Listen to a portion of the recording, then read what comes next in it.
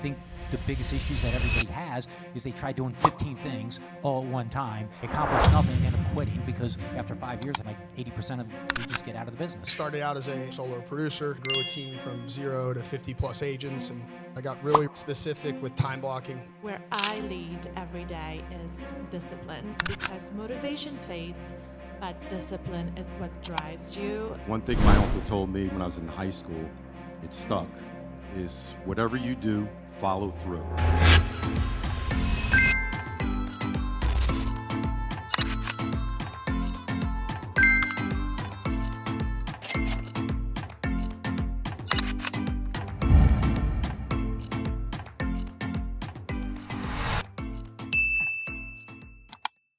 Welcome. Okay, we're going to start things off. We're going to get to the nitty-gritty, find out how to be successful so we can all make $1 million and we can be on $1 million listings. Okay, so the first question I have, we're going to jump right into it. What are the questions most often asked by other agents on how to be successful?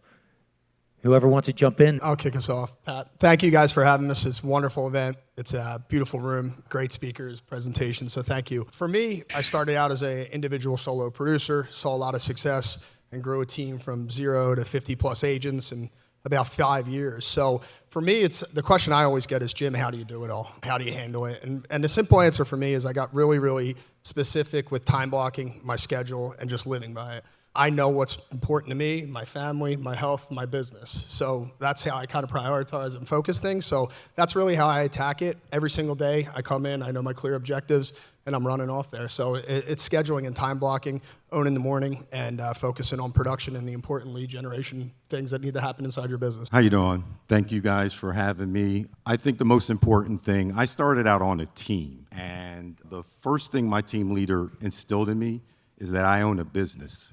So I think you have to start out there, that you are not just a real estate agent, you own your business. And I think when you commit to that owner, that CEO of your business, and understanding the people that are around you that can be successful, that will help you with success, I think that's the first start. And like you said, time blocking is the essential thing.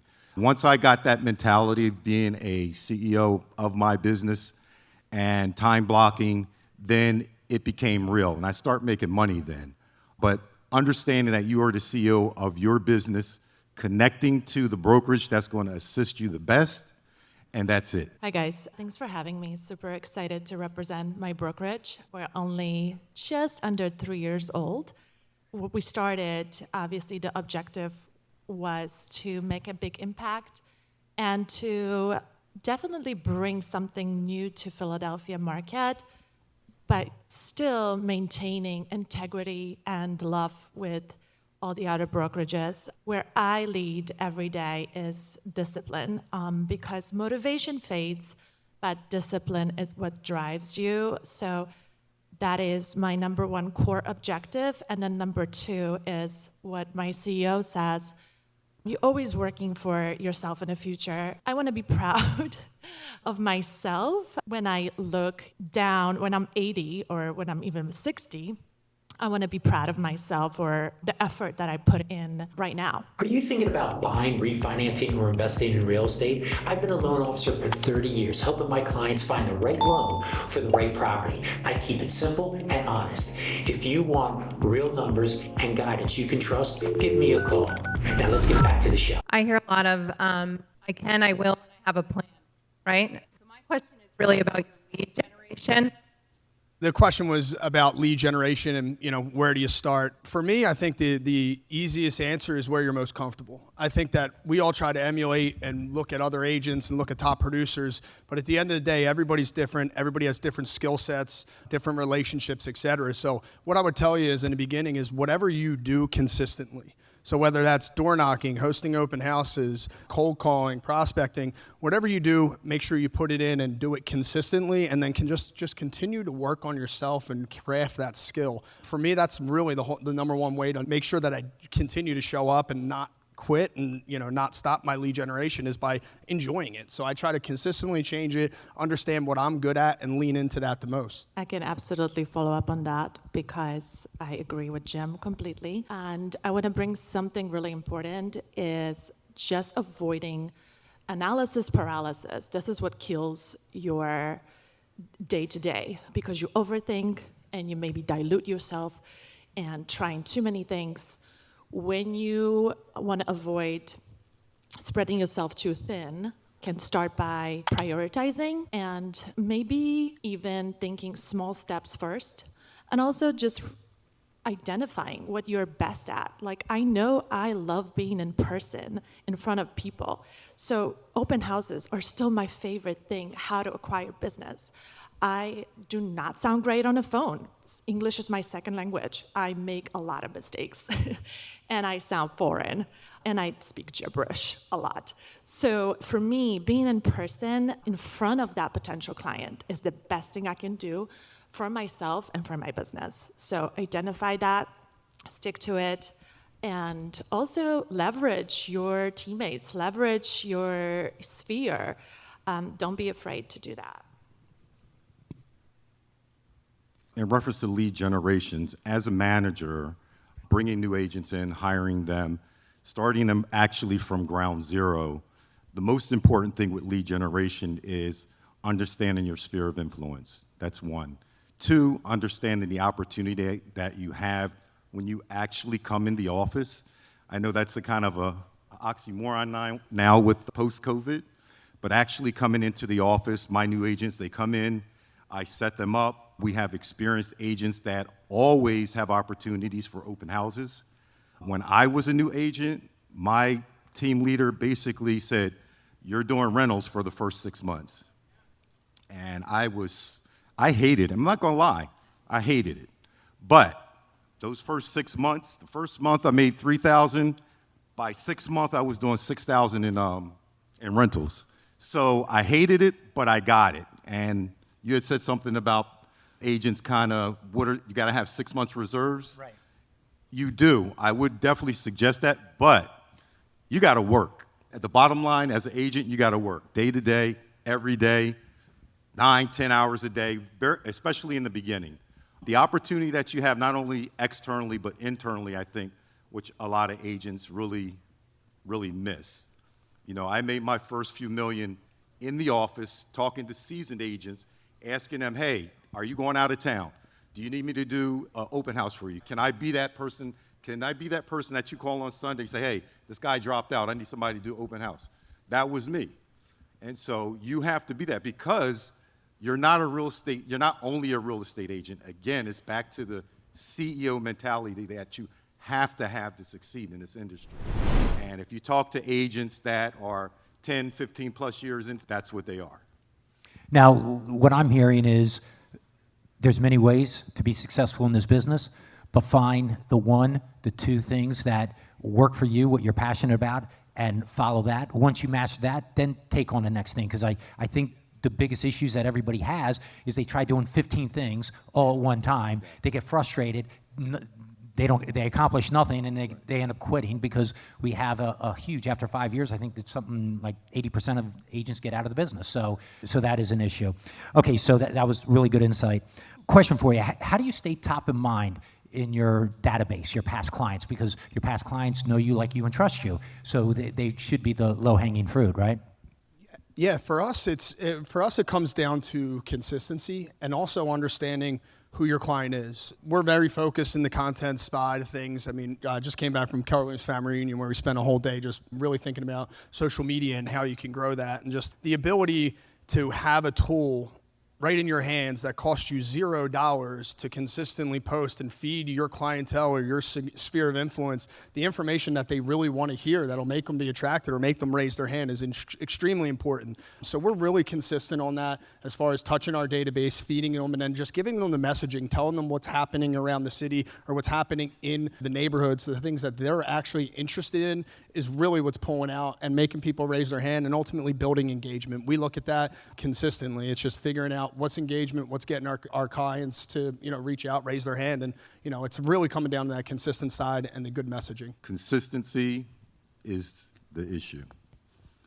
Even, like I said, with the new agents coming in and understanding where you're going to get your success from, everything, like you said, it based off of consistency. And so I would just say consistency. Since obviously our brokerage is based on the success of Ryan SERHANT staying on top of mind, so that's why he has built his own brand and started his own brokerage. We all are really encouraged to be very strategic with our brands.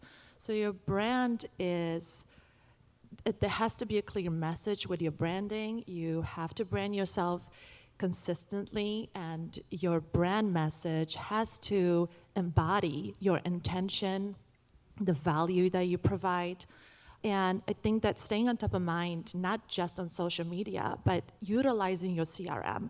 And what a lot of people forget is, what's the best CRM? Is the one that you use. Because if you have the most glamorous CRM and you don't use it, it's worthless. So whatever CRM you have, I really don't promote any CRM. I just promote you use it. Even if it's spreadsheet or whatever it is, just use it. And think about newsletters also as your power that you have. How many of us spend upwards of 5-6 hours a day in our emails?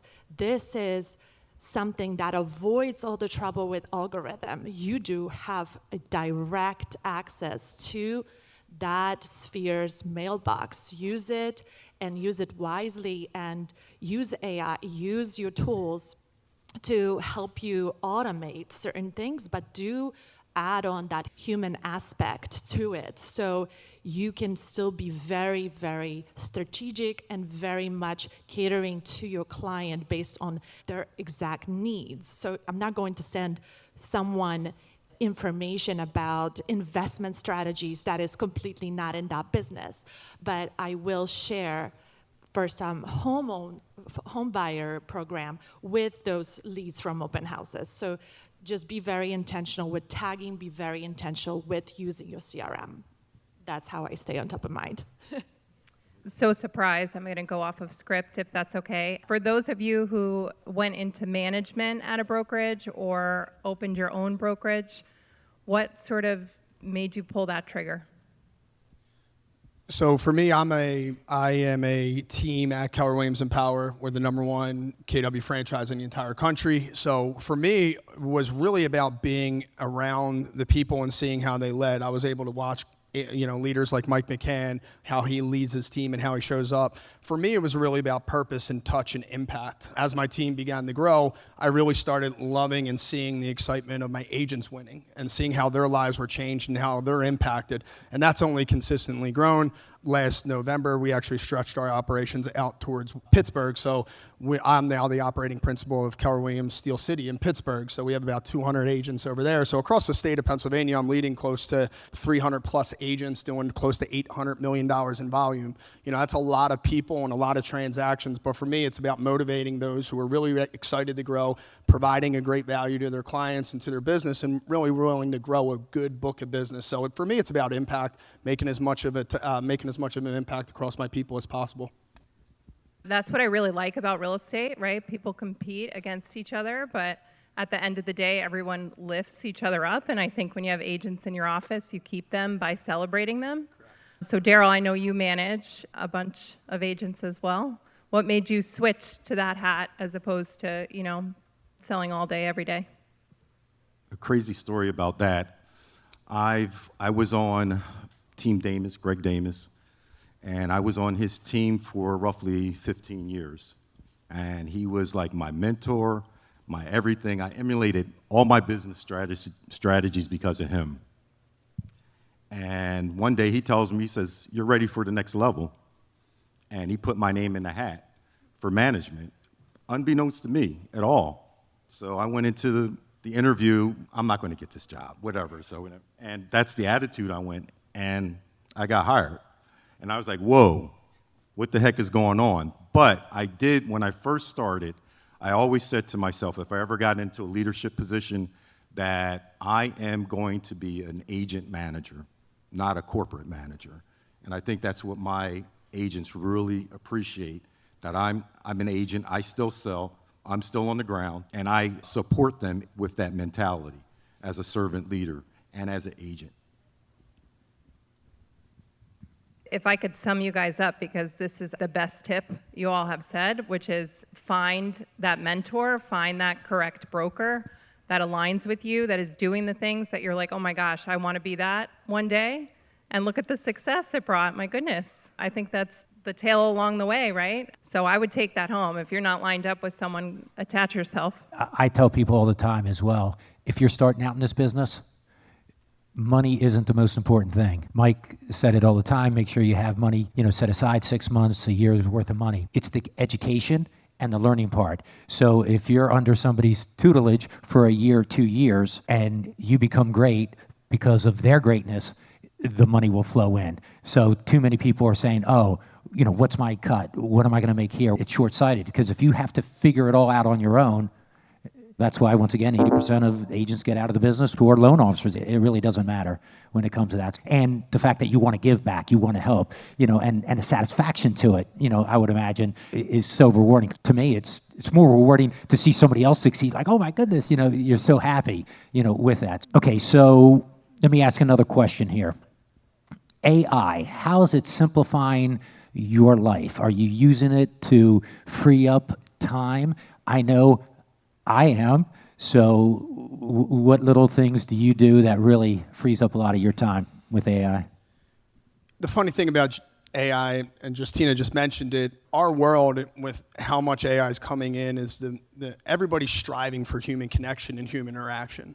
AI is not here to be a skill replacer or to replace you. It's here as leverage. And I think that's what anybody of us and anybody in this room really wants to understand and take out is if you're not using AI or at least trying to learn AI, you will fall behind. You just have to understand that. But the fact is it's here to help you. It's here to leverage you. If you don't know how to use it, just ask it. It's very simple, and then just start to educate yourself and train yourself on it. So for me, it's simply about leverage. I was up last night till 12:45 at night, having fun with it, playing around with it. For me, that's what I like to do. I like to find new tools, test them, try them, but I know AI is not going to replace me. I don't use AI in my business to try to replace me. I use it as leverage. How can I do more, touch more, come up with better ways to do more efficient tasks, et cetera. So it's really about leverage for me. So we are super lucky to have Simple at SERHANT. It's the most innovative tool that SERHANT agents have. What I can tell you is it takes basically the administrative tasks away from you. So it saves you time, so you can leverage your time towards that human touch, staying in front of your favorite clients, giving them more time to see homes, giving them more time to go over options, how to make certain things affordable for them. As we touched earlier in a day, affordability is a big one. And so when you can spend more time in front of your clients and AI tool helps you with whatever that is now not taking 3 hours of your day. That is how you can leverage that, all about it. And definitely still getting used to delegating. It's a big one for me. I know these two probably next to me are really, really great at delegating. I am still making baby steps of delegating, as I am a control freak and I come from design and art direction background, so I tend to be overly pathetic in that department, but I am getting better, so Simple is helping me. I use AI every day. It's become such an integral part of my day-to-day processes. Here's just something that I use AI for. And the most important thing about learning about AI is not just going in and just asking questions, but it really is understanding and mastering prompting. You're going to get a more decisive answer when you prompt, when you learn how to prompt. So instead of just saying, hey, give me the information on the greater Philadelphia region in reference to multi-unit properties. So instead of just saying something general like that, put in before that, I am a 20-year veteran of this market, and put whatever your expertise is in behind that, then ask the question.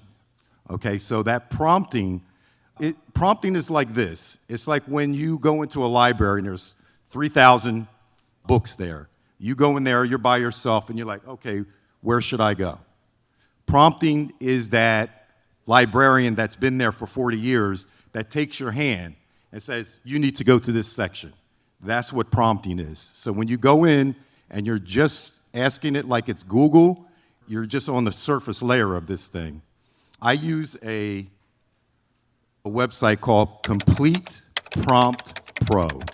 And basically what it does, I go in and I'll put a generic thing in and it'll spit out 100, 200 word prompt of my normal, just generic ask.